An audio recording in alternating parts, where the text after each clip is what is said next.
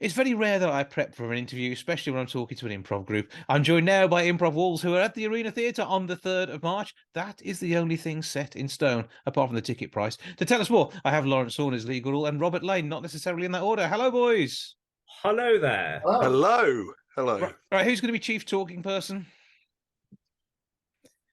That's me. No, that's Rob. Rob, Robert do you is. think? I'll start and then someone can jump in when I run out of ideas. Okay, go for it. What's happening? Or what's not happening? Or what might happen?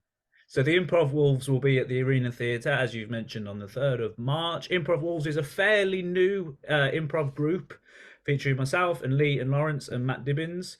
And it's short form comedy improv. So if anybody remembers Whose Lines It Anyway, that's the kind of vein that we're doing. So they're short scenes created on the spot from audience suggestions, loosely based around games some of the time, but the main idea is that we're creating characters and sketches on stage influenced by whatever it is that the audience gives to us. So whatever takes their fancy is what you could end up doing. And I say could because there's always an opt-out clause that you can't quite read a bit of paper, can you? Yeah, although I didn't quite catch that one. Sorry. What was that you said? Yeah. Works every time. But I mean, Lee, what's your part in this? Because you're very smartly dressed compared to the rest of the gang. my part is to hastily prepare for this, having returned from work. But with it being an improv spirit, prepared absolutely nothing. Besides saying you should definitely come to it. Okay, that's a good start. You're selling it there. You're so believable. I'm with you on that one. Lawrence, Yes. nice range in woolen wear there. Is what do you wear for improv? That's a question. Well, that is a really good question. It depends on where we're doing it. Sometimes you might feel that you need to wear a suit of armor, I guess. It depends on the. This is the arena. Everyone's warm, fluffy, and friendly there. Well, everyone is. So I might wear something warm, fluffy, and friendly, a bit like maybe this jumper. Or one of your furry suits. Well, I've got I have got a monkey onesie That could do the job. which I could wear. Yeah. But do you think I should? I think I have it just in the dressing room, just in case somebody comes up with something that involves a monkey onesie. Onesie, yeah. That would be good. Okay, so the difficulty is whenever we're talking about one of these events, we don't know what's going to happen. No. So last time on Improv Wolves performed, what happened there? Last time Improv Wolves performed over for some of our friends in Birmingham at a thing called the Midlands Improv Night over at Thousand Trades at the Jury Quarter, which I'll also give a plug to. That group are doing a different show every week, by which I mean a different format every week, and it's a little bit of a community building there around improv in Birmingham. Great people performing, great nights happening, and that's something that we're kind of keen to try and do here in Wolverhampton. Really, to be honest, as far as I know, there's not much of an established improv scene.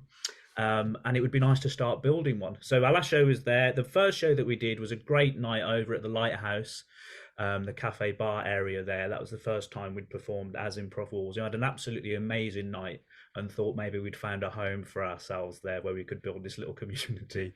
And then just some short weeks later, the place closed. And I don't think it was our fault, Jason. No. Those two things aren't linked. No, we're not going to hold you responsible for that. And the arts in Wolverhampton needs you, and it needs the Lighthouse. So yeah, fingers crossed definitely for the future there. Yeah, well, definitely fingers crossed, because it's such a great place, isn't it? You know, there's so much. There was so much that was going on there, and it was, you know, I think it was great for Wolverhampton to have that place, you know. And there are lots of people who are doing stuff. So I was at part of Wolverhampton Literature Festival. I went to watch the Wolverhampton Film Festival showcase at the Arena Theatre last weekend. And that was just a showcase of people making films either set in Wolverhampton or based around Wolverhampton, or they're from Wolverhampton. And as with so many places, I'm sure, I know that Birmingham's the same and the West Midlands is the same all over. There are people doing amazing things. And we just need to have, as you have been doing, Jason, I know for so long on this podcast, sharing what people are doing and building a community around it. And that's part of what we're really interested in, as well as obviously having a laugh. Because even when you get people like Lee who don't speak at all, pretty much, it's all part of that one community, isn't it?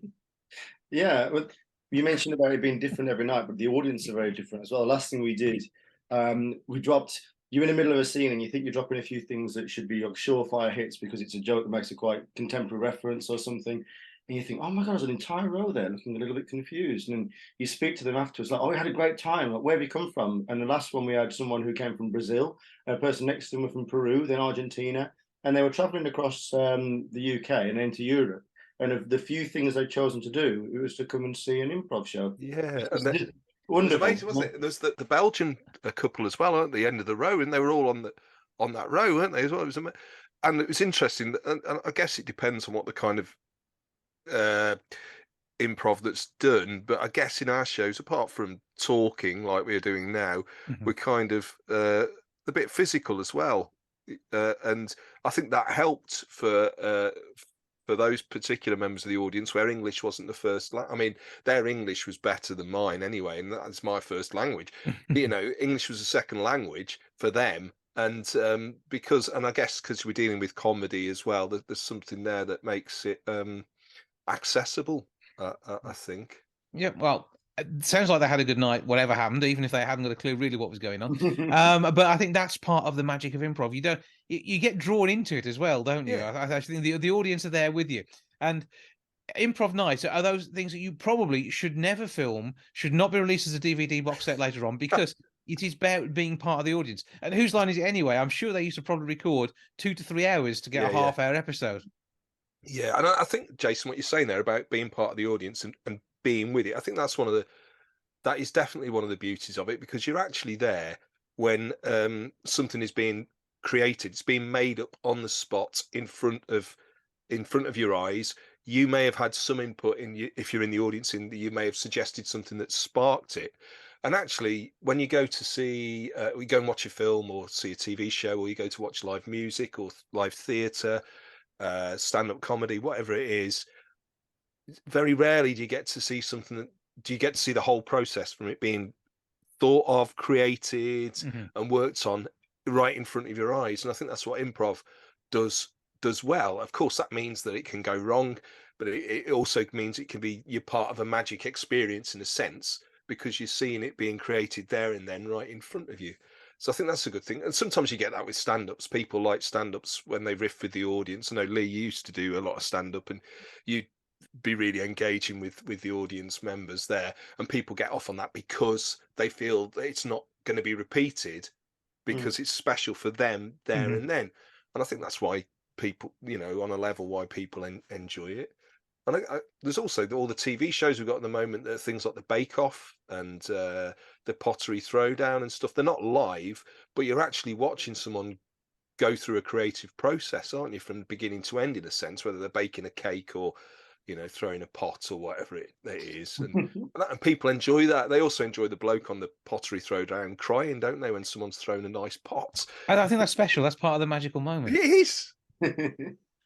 None of us will cry on the night, hopefully. I mean, there's always a possibility. You never know. Well, that would be that should make them cry. That would be amazing. The thing is with the fleeting nature of it, we've spoken about, we should have recorded that. That would have been really cool. We put a YouTube channel, Instagram, put it on there. And you always think, well, those things exist in a bubble, and they might have been wonderful at the moment. But someone asks you, did you have a good gig last night? Oh, yeah, it was fantastic. This happened. And they can look at you like blankly, Like there was one gig we did where I ended up being Henry VIII being quite rudely accosted by his own horse, and those moments at the time, they're fleeting and brilliant, and then explain to somebody else makes it sound like you have some really quite difficult and unresolvable issues. And of course, it's so obvious. Like in the show, it made perfect sense that Lee was Henry VIII and his horse was doing whatever he's doing, because that's where he'd been led to and gone. But for anybody who wasn't in the room at the time, it's quite why? What are you doing that?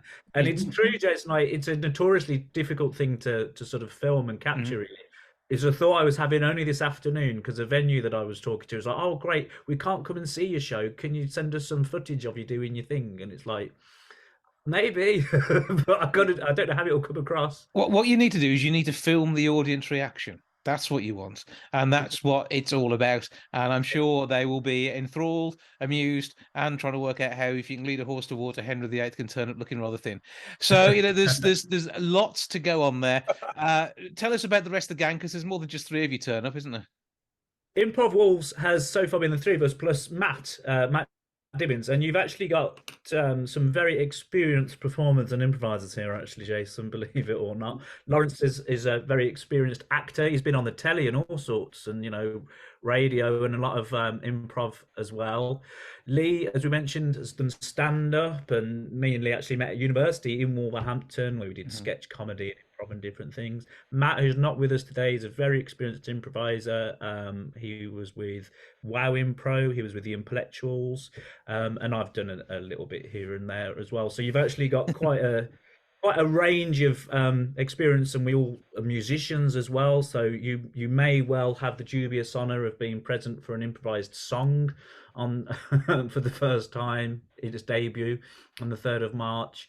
And that's one of the fun things about it. Like, the show could be anything. It could be film noir one moment, it could be a western another moment, it could be the Bake Off by the sound of the way Lawrence is taking things. I think, yeah, definitely. I think I'll bring some flour. You need that, don't you, for baking? Flour and a eggs. monkey suit is the subtitle of the show.